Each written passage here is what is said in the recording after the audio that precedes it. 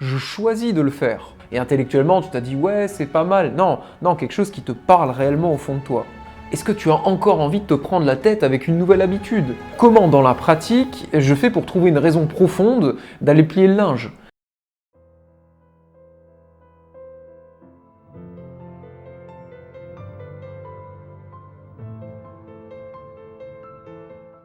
Je suis sûr que tu en as vu plein des vidéos du type «Comment arrêter de procrastiner? Mes 5 meilleurs conseils». Et t'en as vu, t'en as lu, t'en as entendu partout des conseils. Et sur le moment, t'étais motivé. Tu t'es dit ok, à partir d'aujourd'hui, fini de tout reporter, fini de procrastiner, tout va changer. Mais une semaine après, rien n'avait changé. Quand tu devais faire quelque chose d'inconfortable, tu continuais à le reporter au lendemain. Et quelquefois, tu assumais carrément, tu disais j'ai la flemme. Mais d'autres fois, tu t'inventais des excuses. Les meilleures excuses du monde. Trop fatigué, c'est pas le bon moment, un tel a besoin de moi, faut que je finisse de trier mes mails avant. Alors tu t'es dit au fond, à quoi bon entendre des conseils si j'arrive pas à les appliquer? Le problème c'est qu'on se dit souvent qu'on a besoin de conseils, alors qu'en fait on a besoin du bon état d'esprit. Mais c'est quoi le bon état d'esprit? C'est être motivé? Non. Non, parce que la motivation, c'est bien, c'est un petit coup de boost, mais ça ne dure pas. Attends, tu vas comprendre ça. Imagine.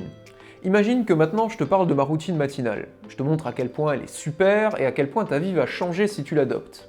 Le yoga, les étirements, le petit déjeuner équilibré, la totale. Et là sur le moment tu te dis c'est génial et je dois faire ça. À partir de demain c'est décidé, je m'y mets. Puis imagine encore. Je te parle de méditation quotidienne. Je te montre comment je fais et je te parle de tous les bénéfices, de tout ce que ça m'a apporté. Et là tu te dis c'est génial, il faut que je fasse pareil.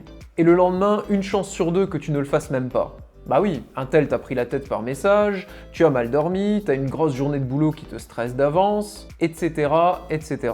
Et si tu trouves la force de commencer dès le lendemain, une semaine après, combien y a-t-il de chances pour que tu ne poursuives plus cette habitude? Beaucoup de chances. Et pourquoi ça? Tu as rien remarqué de similaire dans les réponses que j'imaginais que tu te ferais? Et je dois faire ça, il faut que je fasse pareil. Il faut, tu dois. Désolé de te démotiver, mais tant que tu continueras à te parler comme ça ne fonctionnera pas. Et franchement, on a déjà tellement de contraintes dans la vie. Est-ce que tu as encore envie de te prendre la tête avec une nouvelle habitude? Même si tu sais qu'elle est bonne pour toi, même si on t'a dit que c'était génial, sur le moment ça te l'a semblé, mais est-ce que tu as vraiment envie encore de te prendre la tête avec ça? De te rajouter une contrainte supplémentaire dans un quotidien qui en est déjà rempli? Toi je sais pas, mais moi vu comme ça, non. Écouter des bons conseils, c'est très bien. Mais les appliquer, c'est quand même vachement mieux. Et pour les appliquer efficacement et sur la durée, il faut le bon état d'esprit. Et le bon état d'esprit, c'est d'arrêter de voir les choses comme une tâche qu'il faut que tu effectues, comme une contrainte que tu dois remplir. Par exemple, boire un verre avec ta meilleure amie ou alors regarder un épisode d'une série que t'aimes bien, ça te semble pas une contrainte? Mais pourquoi ça? Et tout simplement parce que tu l'as choisi. Avant de regarder la télé, tu te dis pas « il faut que je regarde un nouvel épisode ». Non, tu te dis « j'ai envie de connaître la suite ». Et voilà les deux grosses différences. C'est que tu l'as choisi et tu as une raison de le faire qui te parle réellement. Pas juste parce qu'on t'a dit que c'était bien et intellectuellement tu t'as dit « ouais, c'est pas mal ». Non, non, quelque chose qui te parle réellement au fond de toi. Et oui, tu l'as choisi, personne ne te l'a imposé. Et t'as remarqué que quand on t'impose quelque chose, tu as toujours d'énormes résistances, même si, au fond, tu sais que c'est bon pour toi. Mais du moment que ça t'est imposé, tu as de grosses résistances à le faire. Alors que quand tu choisis librement de le faire, là, c'est facile, c'est fluide, ça coule tout seul. Et tu as une raison de le faire, une vraie raison pour toi. Une vraie raison qui connecte avec toi, que tu ressens à l'intérieur. Pas simplement que tu penses, mais que tu ressens. Et là, tu vas peut-être te dire, c'est bien joli tout ça, il est bien gentil, mais comment dans la pratique je fais pour trouver une raison profonde d'aller plier le linge?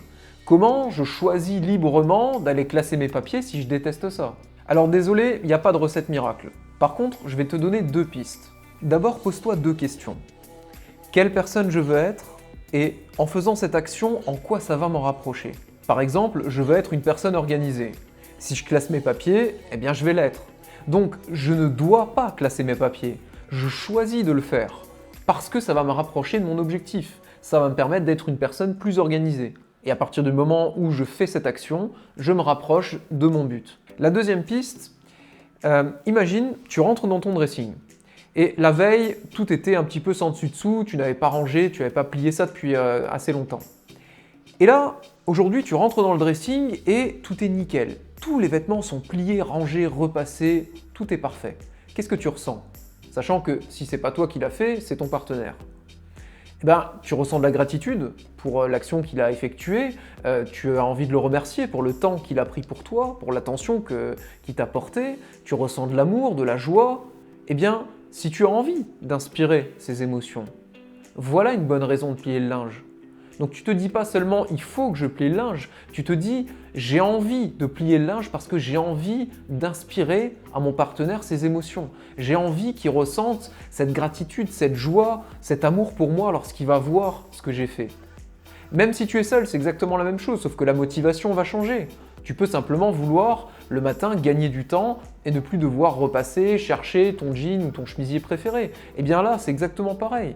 Le tout est de trouver une motivation qui va te permettre de te dire « Ok, je vais faire ça parce que telle chose, parce que ça va m'apporter telle chose. Pas simplement « Il faut que je fasse ça parce que j'ai pas le choix ». Ça, c'est pas une bonne motivation. Une bonne motivation, c'est une motivation qui connecte avec toi profondément. Et dans l'exemple que je t'ai pris, quelle plus belle motivation que d'inspirer ces sentiments à une autre personne. Voilà les deux manières de penser qui te donneront le bon état d'esprit. Le bon état d'esprit pour commencer à dépasser la procrastination. Et maintenant que tu as cet état d'esprit, maintenant que tu es arrivé à ce stade de la vidéo, tu vas pouvoir tirer le meilleur de ce que j'ai à te proposer. J'ai créé une formation entièrement gratuite que j'ai appelée Vaincre la procrastination. Elle va te permettre de dépasser ta flemme, d'arrêter de trouver tout le temps des excuses et d'enfin passer à l'action sans te forcer. Et à la fin de cette formation, je te partage la méthode que j'utilise personnellement avant de me lancer dans une action importante. Et pour accéder à cette formation gratuitement, c'est très simple. Tu cliques sur le lien qui est juste en haut ou alors dans la description. Et j'ai vraiment hâte de t'y retrouver. Alors je te dis à tout de suite.